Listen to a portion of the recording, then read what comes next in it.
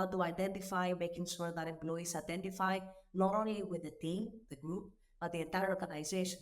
Because you can have employees that identify with their teams, but none of the other teams, because they like the colleagues, but they don't like the rest, right? Or you have departments that don't work well together, right? So then, you have belonging. I feel like I belong in my team, but not the others, right? What you want to have is belonging to the organization together. And honestly, Denise, and that's why I'm so happy that you are wanting to have this podcast and the importance of support on it. For a long, long, long time, happiness at work has been seen as a byproduct of positive outcomes and not the reason of business success. And that has been a problem.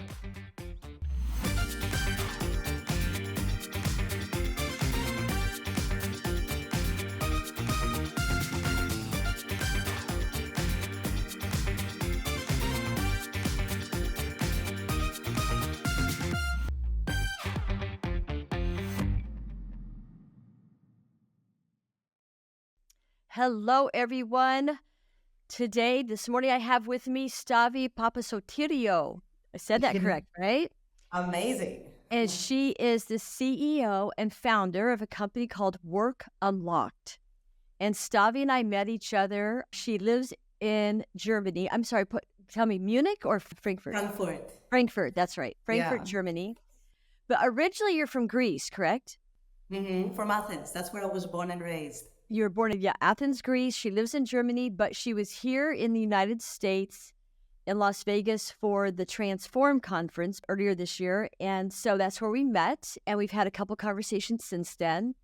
And Stavy is a psychologist, correct? And she is also running a company that trains employers on the ABCs of employee happiness. So with that said, on my part, I'm going to turn it over to you, Stavy, and let you just give us a little bit more about your background, and we'll take it from there. All right. Thank you so much, Denise. What a wonderful introduction. And thank you so much for having me on. I'm super excited to talk to you about the ABCs of happiness. So as you mentioned, my name is Stavy. I am Greek. As my last name already gave it away. And I am an organizational psychologist, and I am absolutely passionate about building psychologically healthy workplaces.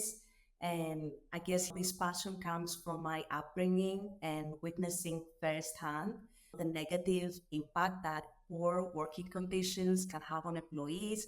I've seen it in my family, my friends, my own experiences. So I made it my life's purpose to help change that. We spend 90,000 hours working, which is 1/3 of our lives. And I want to use my time to help others enjoy those 90,000 hours and do their best and be happy. Because why not? And so basically, as you mentioned already, I work closely with businesses of all sizes, with human resources professionals, with business leaders that prioritize the people. And I help them provide a psychological framework and the expert insights that they need to put the right programs in place that support their employees and help them thrive. And additionally to that, I'm also an educator. I teach human resources management and research methods at a local university here in Germany. And yeah, that's a summary of what I do. Very good. First question, what took you to Germany from Greece? Well, I came here to study, but in full transparency, when I left Greece, it was tough financial times. And I felt that I want to have a bigger impact, try to create a better future for myself, again, going back to the 90,000 hours. That's not something, that I wanted to compensate on or just accept it. And Germany was one of the countries in Europe that is a leader when it comes to providing great places to work, huge industries, a very good society that helps you grow. And I thought, let's try Germany first. If it doesn't work, then we can always find a tropical place or go back to Greece. I thought I'd give it a try, and it worked. It's been 12 years already. That wasn't my plan. Time flies. I imagine. Now, did you already speak German when you moved there? I thought I did. I thought I did. Until I got here and I heard the accents and everything, and I didn't understand nothing. And I had to learn everything again from zero. Wow, I can imagine. Yeah, German is a tough language. Of course, I'm sure Greek is as well. But yeah, oh, good for you. And your English is great. So good for you for all the languages you speak. How many languages total do you speak? Thank you. Well, Greek, German, and English. That Okay, is. all right. After, Very. always wanted to learn more languages, but when I learned German, it kind of like stopped for me. I thought I need a break now. It was a bit too much. So maybe in the future I'll take up Spanish because I love Spanish. I do too. I do too. Yeah. In fact, I practice Spanish as much as I can so that I can keep it up. Well, let's dive in. So, one of the first questions I have for you is about your education background and how you transitioned your education into human resources and how you came up with the idea of the ABCs of happiness. Mhm. So my background, I started my bachelor's in business administration with focus on human resources, international human resources management. And then I started my first job as a global employee branding specialist. And that's where I got into this world of the importance of presenting an employer on the market and the importance of being an attractive employer to future candidates, but also to current employees. And I've always been passionate about creating better workplaces. And I thought that employer branding was kind of the first step for me. And it was a big, big lesson for me because it taught me that companies put disproportionate focus on their external image and how they position themselves in the talent market, and they neglect the internal part of what makes a great employer. And this was disheartening for me.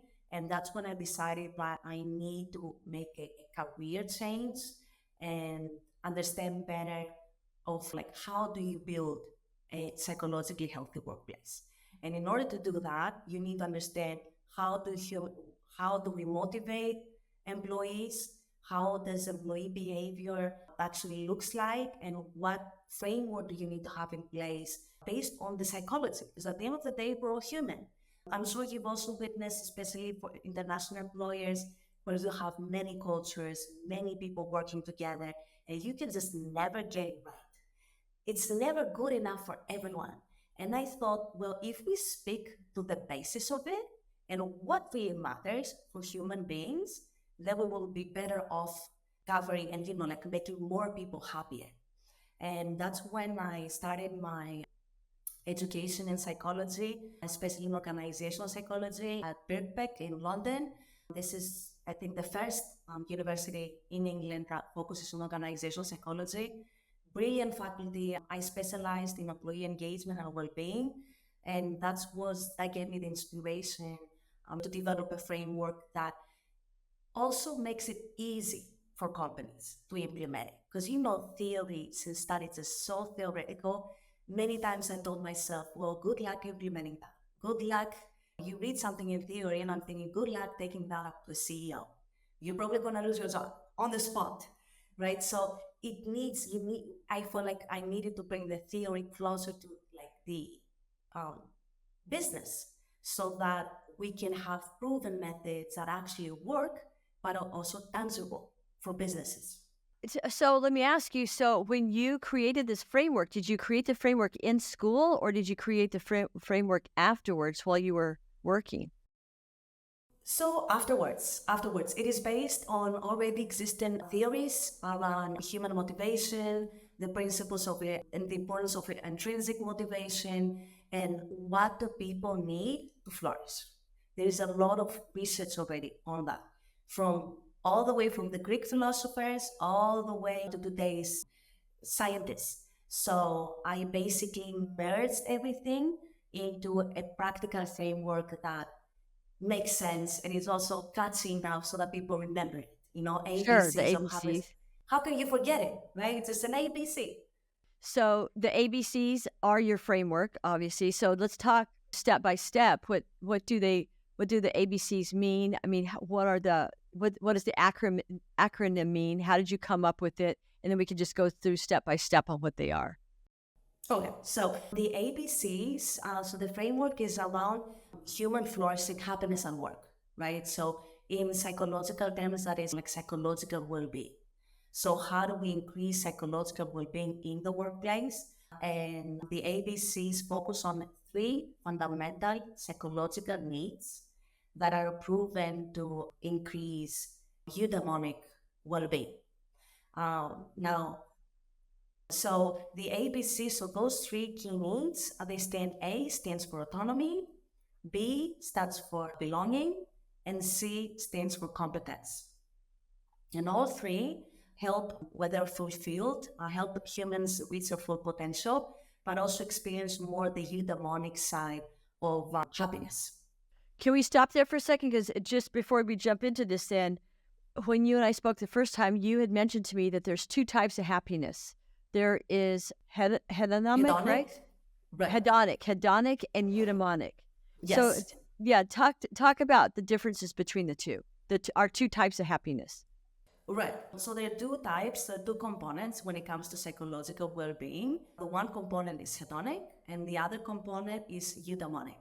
Now, both are Greek words, and basically they refer into two different ways of achieving happiness. Not one is better than the other. They're both good. They're both okay and acceptable and fine. They just need to be taken into account as a duo. Not too much of one thing or too much of the other thing.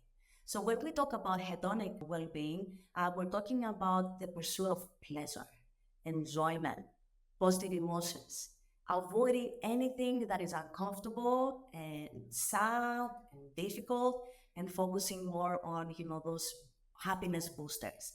Typical examples of that, for example, bonuses, financial rewards, perks that a company might introduce, for example, on pizza parties, after work parties. So anything that is kind of like boosts and brings kind of like more happiness in the short term, but then you need to kind of refill again and again. It's like when you go shopping and you kind of like feel better, and then you feel you need to go shopping again. It is, at the moment, it's good and it helps. It does, right? It helps. But when it comes to like long-term happiness, that's when we look more on the eudaimonic side.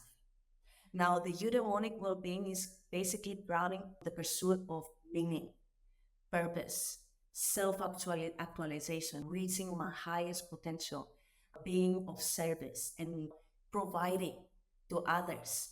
It centers around personal growth, development, engaging in activities that align with our values. And it was said by many philosophers that basically, eudaimonia reflects the pursuit of virtue, excellence, and the best within us. And this is a long-term pursuit.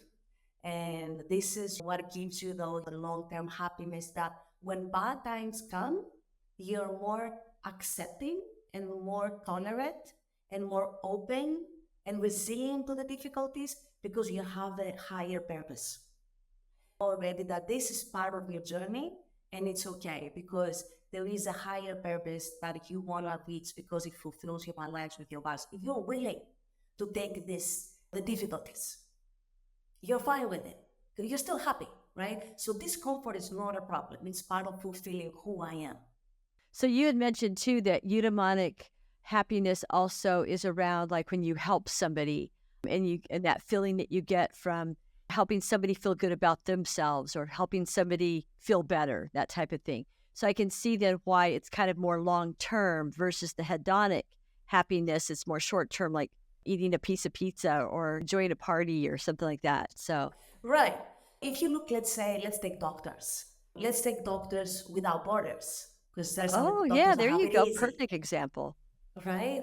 So when we look at Doctors Without Borders, it's a difficult job. Who wants to do that?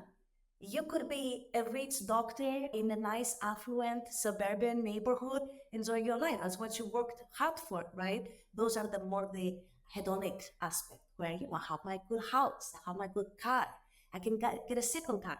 But then there are other people that find happiness through the eudaimonic aspect more, and they're willing, to live with people that are maybe sick or in poor suburbs in Africa, for example, dealing with death. And that's what fulfills them because they feel like that they're supporting people that nobody else does. So it's okay. Some people they find more happiness with eudaimonic, other people find more happiness with hedonic. But what's important is that we combine both. There's been some research that actually surveyed people that were only provided hedonic rewards.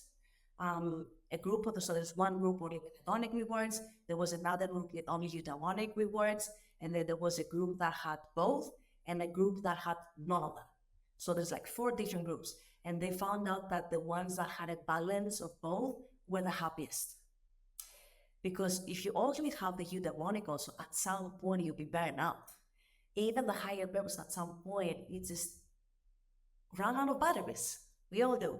And that's when you need those boosters to go shopping, for example, or to go on vacation, to go on a good restaurant, have a nice meal, that kind of stuff. Very good. Now, so let's move then into the ABCs and how you have built this framework then to hopefully balance hedonic and eudaimonic happiness, right? For the employee, for the psychology of the employee. So, and you mentioned the A stands for autonomy. Let's start there. So autonomy, what it means is basically having the freedom to make your own decisions, be your own person, and self-realize the way you think is best. It has, when it comes to the work context, it includes, for example, being able to have your own schedule, or being able, when you are assigned a project, to bring on your own ideas, to be able to define yourself how this project will be executed. In simple terms, in our everyday life, we see autonomy even from the time we're born. I'm not a mother yet myself, but I'm an aunt, and I'm sure every parent will agree with me that when you have babies, they are striving to become more autonomous. They want to, like my niece, for example, I want to tie my own shoes. No, I don't want to get into my stroller. I want to walk. They want to become their own person. It's very important to them. That's when it already starts. But what happens to a child when we don't allow them to be autonomous? How do they normally react? You have to be prepared of it, right? Because it's a very important psychological need that they need to realize and be happy because they feel like that they have their own say. They're becoming their own person. And it's important, right? There was a researcher that labeled autonomy as the basis of human dignity. And it really resonated because if you don't have the autonomy to do things your own way and however you think is best, then you lose part of yourself. Right? You feel like you're part of you're basically being told what you need to do. You don't have your own existence. You're your own individual. And of course, it has more impact if we look at it, let's say, into how our society grows. If let's take a different area, let's take chefs, like the culinary area. If they weren't allowed, to be autonomous, we would never have different cuisines. We would never have a different way of making that pasta because you're not allowed to do that. There's a specific way that needs to be done, and we all need to focus within a framework. So everybody will just blindly follow strict rules, right? So it is part of that creativity as well, pushing the boundaries, feeling that, I can do what I want, but always in a respectful way, right? So there are companies that encourage and foster autonomy in the workplace, right, with their employees. But then there's others who don't. So if people who are working for a company don't feel any autonomy, is that where then you get a lot of like the disgruntled employees and people who aren't happy and then they start looking around outside of the company that they're working for? Somewhat. No, it really depends because there's some people that cannot afford to go. They have many people that depend on them. There are financial reasons. It depends on the person. But you're right that when one of the 3 needs, especially autonomy, is not fulfilled, then they will try to fulfill more of the other two needs, or go back to the hedonic way where you will ask for a salary increase or you will ask for more vacation. So you will try to compensate in different ways. And this is what it's really costly for companies, because at the end of the day, if the companies fulfill those three needs, the ABCs, they won't have to pay an extra buck whenever they ask people to do more. And obviously, we're not talking about like in an ethical way, right? Not like abusing employees or overusing them. Instead, we're talking about, let's say that the pros accounts, employees will be more willing and open to take over like more work, go above and beyond. So if you want your people to go above and beyond, fully be present and give themselves to the work, then you need to fulfill all those three needs. But if you're one of those employers that think that well-being and happiness is a synonym of job satisfaction or productivity, or all that is important to them is that employees are satisfied or productive or they perform, then they will have to pay every time they ask for employees to do more, because it's also balance. Humans strive to have this balance, equilibrium, right? I give 100, I'd like to receive 100. And that's how we have reciprocity. Okay, let's move on then to belonging, because you're talking about all three of them have to work together. So then you've got autonomy. Belonging almost sounds like it's on the opposite end of the scale, right? Belonging and autonomy, or no? Mm-hmm. Yeah, so belonging is being part of a group, feeling that you have a group of people, that you are part of like identity, people that identify with, that we have common interests or some common ground, and especially in the workplace, having a team that's got your back. Knowing that if I need help, my team will help me. If I need to vent to someone or speak to someone or whatever it is, then I know that my colleagues will support me. And that's because human beings, we are social beings. We thrive in communities, in teams, working together rather than being alone. And the belonging is basically, a key important to retention. If you want people to stay, identify with your culture, what your company does. You've heard many companies trying to convince people to work harder because of the mission. We're making impact in the world, right? But if people don't identify with that or don't see the connection as to how does my work connect to that, then they will never have this level of belonging. And in like everyday life terms, who doesn't like to be cheered on? Family dinners, community gatherings, just really being part of a big community that appreciates you, and that you are not isolated. Belongingness is also an important aspect when it comes to today's diverse workplaces. The reason why every diversity training has failed is because they don't have belonging. You can't have people feeling, like diverse people, they need to feel included.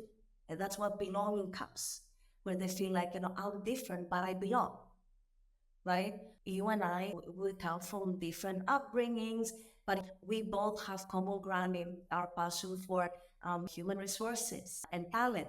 So we feel like we belong together in this community. And that's what it builds on this camaraderie. So belonging, if a company is international, it's facing a lot of retention issues. They have many employees and they want to kind of increase the DEI agenda, then belonging is very, very crucial. Question on that.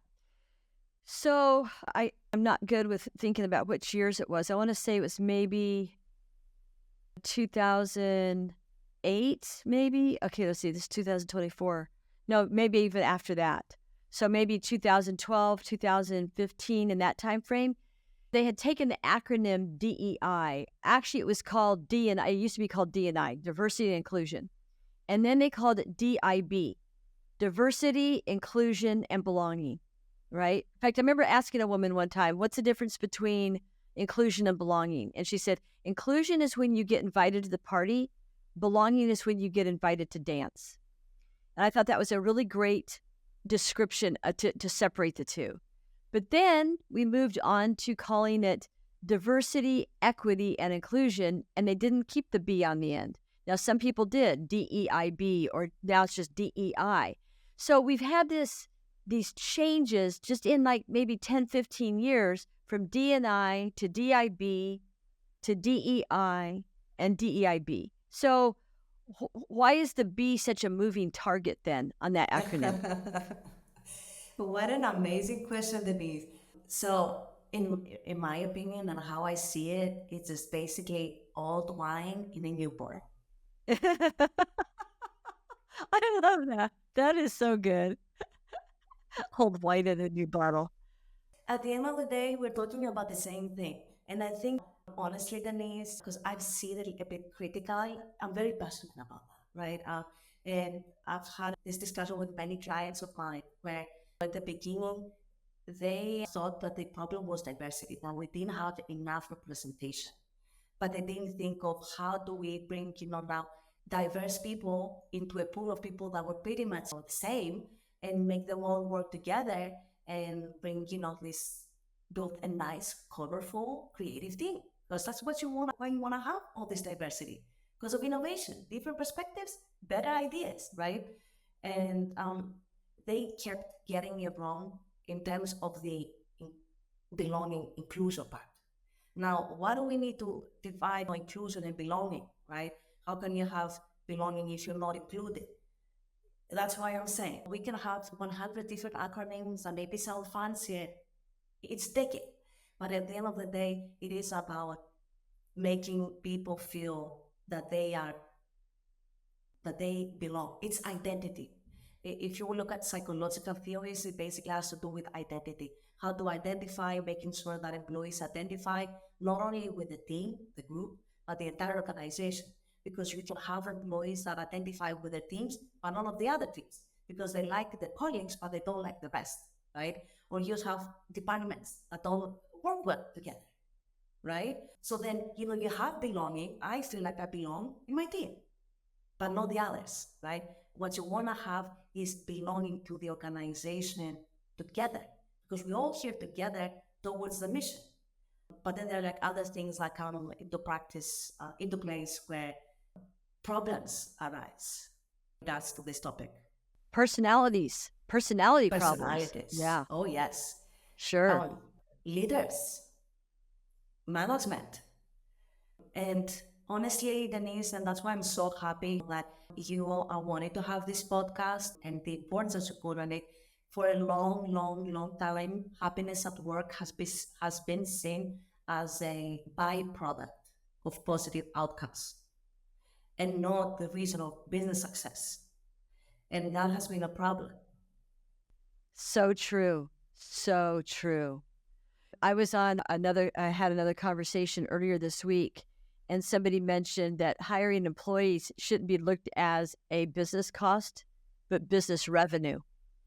Because what your employees do for your company is build your revenue, right? So instead of looking at your employees and hiring people as a cost, you look at it as a revenue. So based on what that person was sharing and what you're sharing now, it's almost like we can reinvent the way we look at employees and look at what the employees mean to our business, right? And actually putting their needs and their happiness first will create the success that we're striving for and the bottom line of our business. So, yeah. And there was an interesting discussion at Transform at the conference that we met exactly on this topic. There was an interesting panelist that said that in the future, all CEOs will be CHROs because 70% of investments, like venture capitals in startups, they are related to people in some sense, whether it's salaries, hiring new people, operating costs. They are in some sense, most of the investment goes into the human aspect, especially if it's a technology company or like human-based company, which you need people to be innovative and creative in order for the business also to be successful. So based on what you're saying is companies now realize that we need people in place that are not good with numbers, but good with people. because at the end of the day, the majority of the investment is for the people that help drive the business forward. Right, right. Okay, interesting. So now what about, let's move on then to competence. C for Yes. competence. Right. So competence refers to feeling that you're good at what you're doing. Nobody wants to feel that they don't know what they're doing. Nobody wants to feel that they suck at what they do. To put it very, very right, right. And competence is very important, basically, to help you kind of also this feedback loop in your brain when you start doing a task that you feel like that you're on the right path. So competence is very important for goal setting, achieving goals, because if I don't feel competent, I'm not going to continue pursuing my tasks because I will give up. And it's also important into feeling that you are good at what you're doing. All the time that you're investing is actually coming to fruition. This is why it's important. For example, feedback. Every company has feedback talks, right? We all know feedback. What most companies don't know is that feedback is a process mechanism that helps increase competence. It is this self-reflection or this reflection with the manager that helps you put you back on track to continue feeling competent. So when we have tools like feedback that, a reason why companies get it wrong, even with simple things, is they don't understand the connection. Why do we use feedback? How does that help make our people happier? And what is the best way? So if companies know that through this feedback, it's important that people feel competent or know what they need to adjust to feel more competent, then feedback will be done better. Another way to think about our competence was reflecting on that on a recent trip that I had in Thailand. I was in this gorgeous beach enjoying the sun, and I was there all by myself. And I was thinking all the time, where is Ellie? Out of the beach, but why am I here alone? Where is everyone? And then I was thinking, if I didn't have to work, for example, I'd just be here all day. And then I thought about it again. You realize that people are not made to just sit around. When you look at successful CEOs, even one of the biggest names, let's take Mark Zuckerberg, for example. Brilliant genius. He's so wealthy and money doesn't even play. Develop successful businesses. And now he's venting into like new areas, becoming like an outfitter, practicing UFC and so on like lately. Because people need to feel competent. They need to feel that when I reach my full potential in one area, then I'm going to grow into another. That it never stops. Because then you just sit around and you just start melting. If you don't have anything to do, you just basically you lose an interest. You lose excitement. Let's take video games, even the simplest thing. Even video games, they have levels, they have difficulties, even something that is enjoyable. People need to have that they are unlocking the next level of difficulty and the next level of competence. Yeah. So I was thinking, where is everyone? Why are the beaches filled with rich CEOs, with people that just resting? Life is too short. Enjoy it. But sitting around is not as enjoyable as people think. It is enjoyable when you're burned out, but then after a while, when your resources have been refilled, you'll be ready to go. Whatever it is, it will be something. It's the reason why 90-year-old people, 100-year-old people, they go back to school and they study. I think it's brilliant. It never stops. That's why they say lifelong learning development makes you happy because of competence. It does. It really does. Because you self-actualize. So listening to what you're saying about this, I mean, other questions pop up, of course. And what is your framework then? And when you're training an employer how to incorporate the ABCs for employee happiness, then let's talk about how that training happens then to incorporate the ABCs to bring it all together. I think it's a very good question. Thank you for asking it because I think our listeners will be also interested in that. So those three needs together, they help fulfill this intrinsic motivation. So there is a spectrum, right? So motivation is on a spectrum. The more internalized motivation gets, then we reach to this intrinsic autonomous motivation. We do things because we want. Even if that means that I have to work day and night, I will still do it. I will train for a marathon because it's important for me. If I break my knees, let be it, right? And so those three needs together, they help us go into the side of the spectrum where we have the fully autonomous internalized motivation. On the other side of the spectrum, where we have the completely externalized motivation, that's where you need external stimulus to be motivated, which it goes into like depressing levels, right? So we need those three to go into the further end of the spectrum where we have the maximum human flourishing. Now, in order to do that, and in order to develop that in a company, I always start with an audit, asking the right questions to find the right answers. Asking the right questions, like I have a list of questions that measure autonomy, belonging, and competence. And those are key because they are the right questions that uncover the right answers. I've seen it again and again and again. Companies, even when they want to measure engagement, they ask the wrong questions. They ask questions that are maybe equivalent to satisfaction, to job satisfaction. Side note, job satisfaction is hedonic well-being because satisfaction of what is actually, I got a bonus, I got this benefit. That's all it is. Yeah, just being a little bit, it's good enough. That's what it is. So if you're asking the wrong questions, then you're gonna get answers, and based on this, you're gonna develop actions that's just gonna get you people satisfied, but not happy. So I first try to understand where does the organization stand, and which of the three key areas is most at risk on one side. The other side, which of the three areas is the biggest strength? Because we don't want to focus only on the problems. That's not motivating enough. That is a big hill to climb. We also want to look at what we do well and use our strengths to fight off the weaknesses. That's more enjoyable. And so I start by a full audit of those three key components, and then I evaluate the results. Based on the results, I develop action plans and strategies that help bring those concepts into practice. Now, it always depends on the company. Let's take autonomy, for example. One way, the most common way that companies increase autonomy nowadays is through home office, flexible working. That's why you do it, for autonomy. Now, because companies don't understand that flexible working is a way to increase autonomy, I do that for autonomy, not the other way around, right?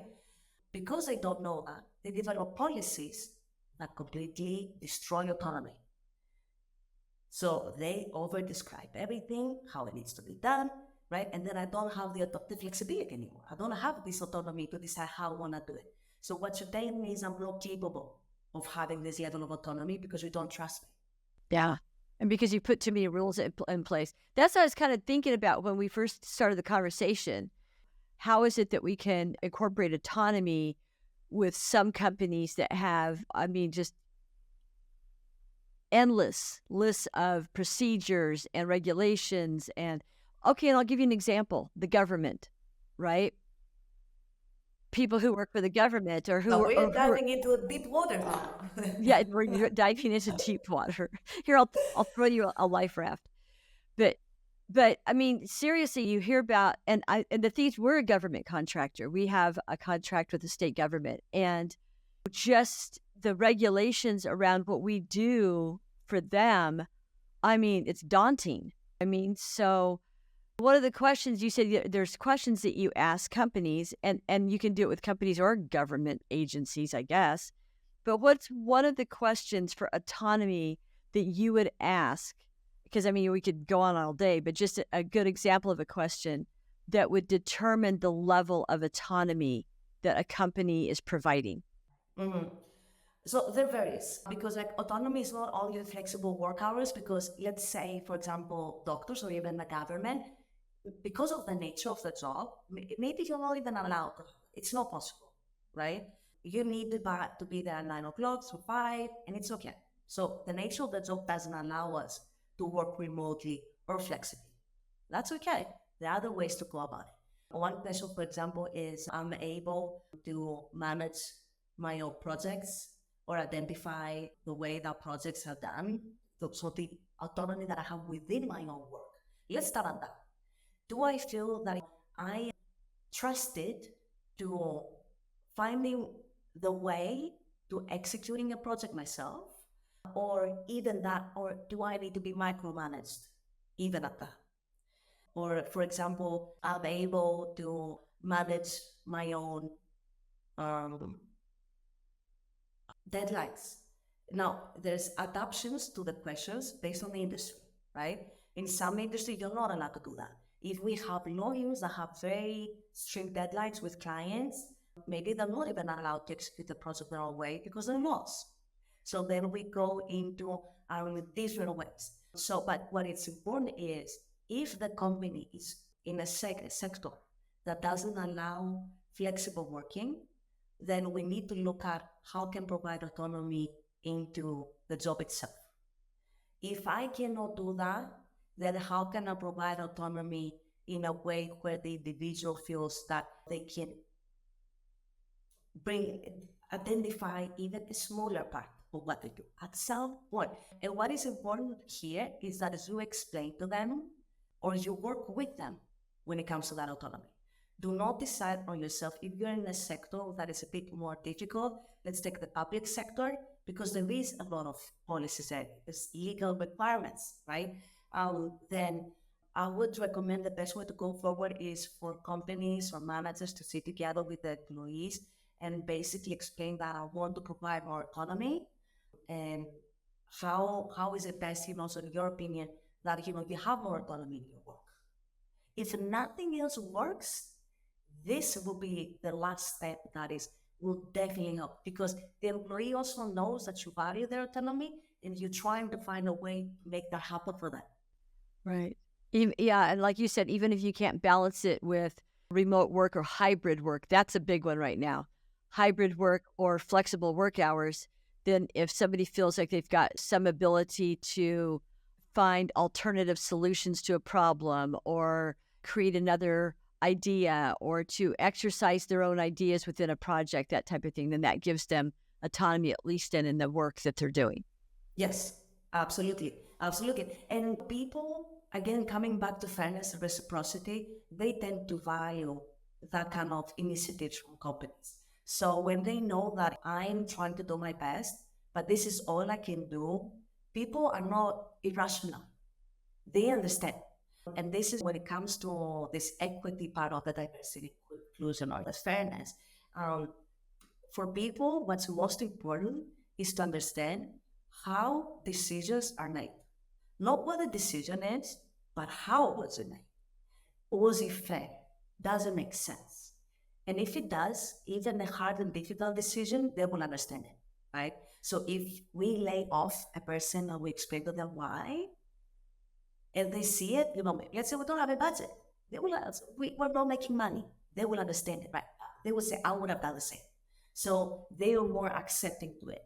But so even trying, understanding the importance of employee happiness and sitting down with employees, co-creating with them an environment where they can have more autonomy, competence, belonging, and competence, you will still be better off than most of the competitors. So now, what on the other part, then moving from autonomy back to belonging and competence, what are examples of questions that you would provide an employer or ask an employer in order to understand at the onset of a project with them or training? What are the maybe one or two questions for or one question for each to determine where they're at with those two areas?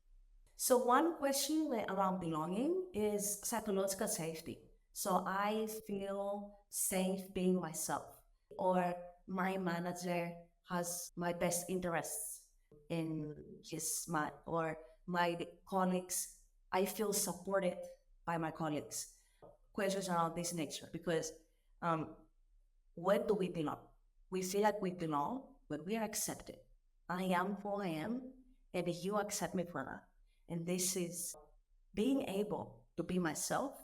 That means feeling psychologically safe to do so. And this whole psychological safety, because this is also a trending topic in companies, taken out of context sometimes, it is basically a way to operationalize belonging. So there's a lot of focus on psychological safety in this aspect, management support, and relationships with employees, and even the broader management of the organization. Now, if a company has specific issues or interests, you can always ask questions relevant to those three needs, not about clients, right? So you can always edit, but it needs to, the themes and the focus, they need to be within those three needs. I've seen surveys where they ask about client satisfaction in a culture set, right? Like you don't mix that. And when it comes to competence, questions evolve around feedback discussions. Do I receive enough feedback? So, for example, the feedback provided to me makes me feel confident to progress with my projects, or and bar fixing, or questions around growth, learning, training and development, around these areas, because this is how you develop competence. I receive enough learning opportunities. I feel confident executing my projects to the best of my ability. That is being competent. So now, when you are evaluating a new client, let's jump into your business for a second. And I appreciate everything you're sharing with me, because, of course, naturally, it's going to lead back to the big picture here for your business and how you're going to be able to help a company. So let's say I'm the employer and I come to you and I say, I'm interested in your services. We've got 250 employees and we've got maybe some issues, but we're looking to build our business even bigger. And I would really like to understand what I might need to do to increase employee happiness, because I do want to obviously value my employees. I value them and I want to keep them happy. I don't want turnover, right? I want to be able to promote them and make them feel autonomous and part of our team, et cetera. So what are some of the questions then? I mean, do you have like a form, or do you go through an evaluation process with the CEO or CHRO to determine kind of what you need to come into the organization with in order to give them the right training? Yes, so basically, I have a tool that is like an online survey tool that I use and export it to like statistical tools. Now, that is because I'm a bit of a very particular, and because of my educator nature, I don't just do graphs. I analyze, the correlations between the variables and the regressions. How does the one variable influence the other, right? Because we want to see also the relationship between autonomy, belonging, competence. So I have a scientific survey tool that allows me to also see the story behind the numbers. And once I have the data, then I go through them with the senior leadership team. If the company has also human resources team, also with the key stakeholders, it always varies on the company. And together, I basically highlight the problems and what I think good practical initiatives could be. But then we co-create as well. What is important is that at the end, they learn how to do it themselves and they don't need me all the time, because I external. It is important that people feel that it is driven by the organization and they are learning and they're taking charge of it. So the action planning, it is co-created.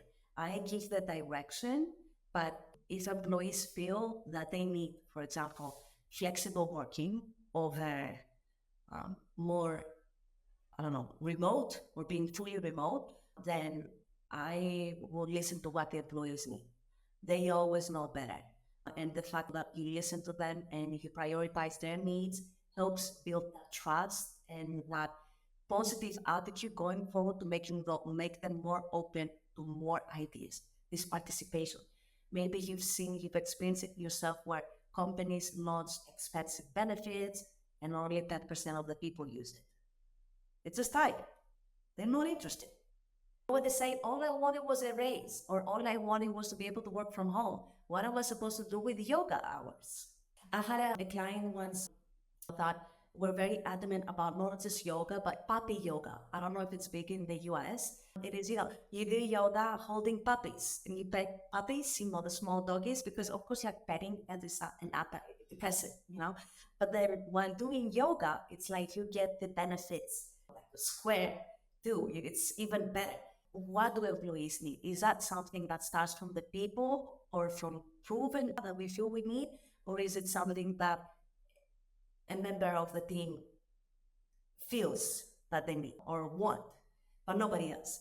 That kind of stuff, they create what I call the ghosts of the past, things that people never forget, right? And then you go into the next benefit and they think back of the other things that you've done, and now I'm not interested anymore. They live with the ghosts of the past that they never forget. They don't forget. Now, do you give like surveys then to your clients as part, like once you've determined what they need and you're working with them, have you helped them create surveys then that they can, I think they call them pulse surveys, right? Where they can pulse the employees to understand, okay, the things that they like about the organization, things that they think that they could improve or change, including benefits? Thank you so much for this question, Denise. Thank you so much for this, because it is very important.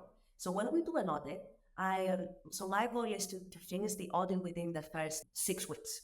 From the kickoff of the project, understanding the organization, understanding if I need to add more questions or adapt any questions to the needs of the company, and have all that within 6 weeks. Now, once we have evaluated the results, this is only the survey and evaluation of the survey. Then, while we progress on the actual planning stage, and we work with the employees, and we identify, priority, let's say flexible working. Let's stick with this example. And we say, so this is a priority we're going to be working now for the next 2 months. Then it's important that you continuously send out pulse surveys to ensure, that you are doing the right things, that you are on the right path. So the big surveys, the audits, I repeat every 6 months, because we need time to make change, right? And implement action plans. So I wouldn't set the same survey out after 3 months, especially based on the company size. I would do pulse surveys. So part of the pulse survey now, the question is on how good are the action that we're taking, we're on the right path, what things do they need to be made. So by the time the next cycle starts, so it's like a half year, every 6 months. So by the time the next cycle starts with a big audit, then you should already have better numbers into the key areas that you addressed the previous 6 months. So then now we do the audit again, we see the tangible improvements, and then we move on to other priorities, where I think the best kind of number of priorities that companies should take up are maximum 3, no more than 3. If you're a smaller company, it's 1. Just focus on one thing. It is okay, and do it right. And then by the time you do the next survey again, that one thing will be better. And then once you start working on the second thing, employees will be excited because they know already that it worked previously. So you build this trust, this participation, and that's also the belonging. Yeah. And I think it's a great idea, though, too, to include the employees in all of this. So again, they're showing autonomy, being part of the decisions. They're showing belonging, and they're also showing their competence. So all 3 of them are being met by including the employees in the whole process. That's fabulous. With all the companies that you've worked with so far, what do you think 1 or 2 most common areas is that need to be improved? 2. So, or even or even one that stands out, that's like the number 1 thing that most companies have to change or improve. Communication in all of its ways, in every sense possible, whether it's communicating decision making, and thus communicating how work is to be done, communicating with people, instead of having this collaborative approach where we work together to develop a workplace that works for you. They rather take an approach where like, I will tell you how it needs to be done, right? This is how you need to do your work. So I would start with communication, and then the second thing would be emotional intelligence. And the third might be team building. Cross team building, so cross-departmental collaboration, I would call it better. Yeah, cross-departmental collaboration. Collaborating with people that are not part of your immediate team and influencing them into like working together in a productive and efficient way. Then of course that's communication again, because the problems of communication, explain ourselves, that things happen, and because there's no emotional intelligence, then things get even bigger and arguments. Now, on the emotional intelligence side, though, I mean, explain that a little bit more. I mean, why is that an issue? And what is it? How would you describe for those of us in layman's terms emotional intelligence? Having your emotions under control, being able to manage your own emotions, being clever as to how you will express yourself, your dissatisfaction with something. So let's say I'm driving my car and somebody cuts me off at the traffic light. Now, if I start honking, get out of my car, start kicking the car, would that be like emotionally intelligent way to address the situation? Bro, it might be fun for the rest, but not for me. If you're at a company and someone does a big mistake and you start finger pointing and just embarrassing them in front of everyone, it happens. How we not all now, to every human resources person that's maybe listening to us, how we not all been in those meetings where we're thinking exactly the same. But why would you say that? Yes, so those deep talk discussions, and even especially when it comes to the diversity inclusion, the emotional intelligence, I've seen it creating many problems when it comes to respecting others people and how they want to be treated. So it's always better to be able to take a breath, calm down, and approach the other person respectfully and communicate, listen actively, and manage that conflict in a way that is productive and builds long-term collaboration, right? Because conflict is part of our everyday life, and we've all got upset. Who don't we have like someone who's just really, or whether it's that email or, hey, do you have 5 minutes for the fifth time in the same day, right? But understanding that we are in a position where we're being triggered, taking a moment, take a breath, and addressing things constructively is in like everyone's best interest. But personalities come, things take another time. So, do you, as part of your training, then, when you're working with organizations, to help develop then, or to even or provide programs then to teach emotional intelligence and controlling one's emotions, especially if you've got a team of maybe hot-headed people and you need to kind of rally them all together. So, do you have training to help with those areas? Yes. So basically what happens is once we have the audit, we know, for example, let's say in the belonging section that my manager, I don't feel supported by my manager, for example. That is like the key thing. Managers do not support employees. They don't support their well-being. Employees just don't feel that managers have their backs. Then what is important to understand is why. What happened? And that's what is, if we dive deeper into actual things that happen because of lack of emotional intelligence, because of lack of communication. So that's when I deep dive in, when we talked about the action planning area, working together, that's when I hold workshops where we talk about what is the main issue in this area and what is the best way to address it. And then when we identify that emotional intelligence will be helpful, I develop the training content and I deliver it. Now, if companies have internal resources, I have also developed toolkits and programs, or even for clients where to consulting with, I deliver the content and then they can do it themselves. it always depends, because it is also important to me that companies take charge. They are the owner, not me. I support, I provide expertise, but at the end of the day, the company needs to take charge once they know how to do it and just run with it. Right. Right. Oh my gosh, this is so enlightening. It really is. I mean, I could go on forever, and I know we're kind of out of time here.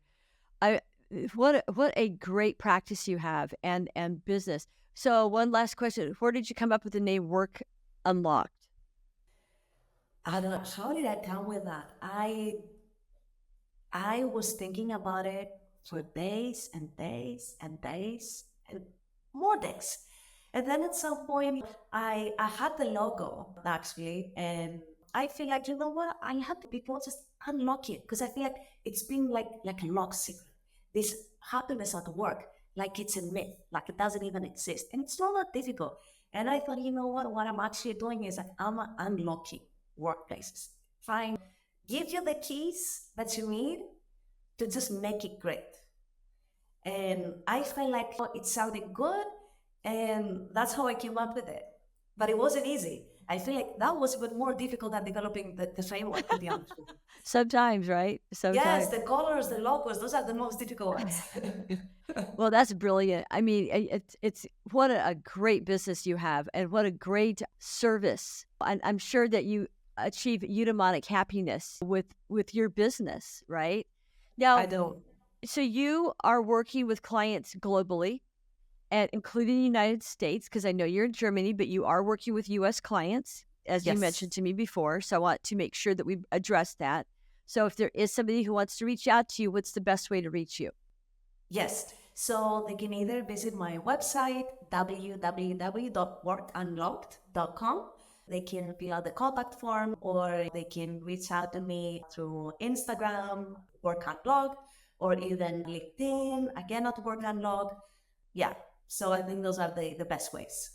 Perfect. Perfect. Well, Stavy, thank you so much. You and I are connected forever. I mean, yes. And as I am working with clients that need your services, definitely you and I will be reconnecting on that, because I think what you're providing, the service you provide, is it just invaluable to all of us. Thank you Thank you so much. so much. Thank you so much, Denise. Thank you for giving me the chance to be part of your brilliant podcast. When I saw you transform, I saw the discussions we were having with everyone, you know how vibrant you are. Everybody was excited to talk to you. And I thought to myself, oh my God, this person just looks amazing. I wanna learn what they're Oh, doing. thank you. Oh, that's so nice of you. Thank you. Thank you so much for having me on, and thank you so much for bringing this topic up, and It's understanding the important. importance and having a whole podcast dedicated to that. Thank you for giving me a platform to talk about it, and yeah, I hope all your audience also enjoyed the discussion, and I look forward to continuing it. It's Oh, not over. We definitely. need to keep talking about it. Oh, Everyone needs to keep definitely. talking about it. And thank you Yes. for starting the discussion, Denise. You're the Of innovator. course. And thank you. All right, Stavy. Have a great rest of your week. Thank you.